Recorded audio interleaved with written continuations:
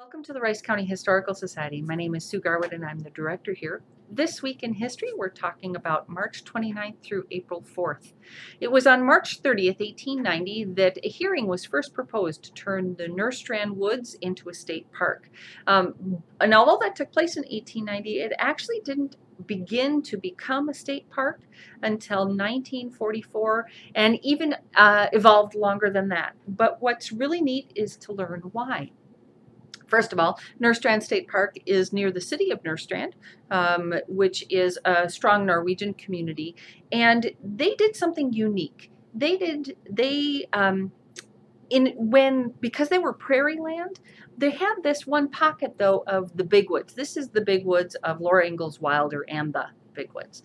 And what they did is, in addition to selling land, they also sold woodlots in 10 and 20 acres.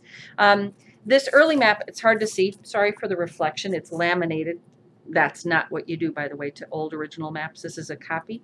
We can talk about that another time. But this is our earliest map that we have, 1850, 1860. And the area that I'm talking about that would become woodlots is this area. Then you can begin to see, well, maybe you can't, but it's teeny tiny little sections beginning to be sold off.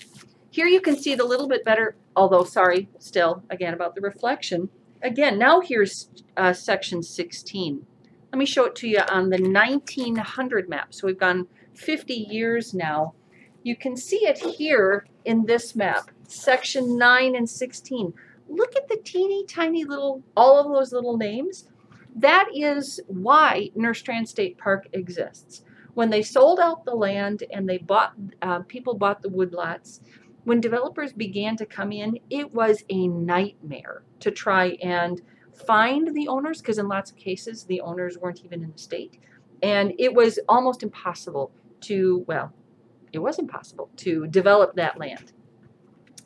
Over time, though, in the law, changed in the 1930s, allowing the United States Forest Service to begin to buying up land. And perhaps the best one that you can see here is the last one.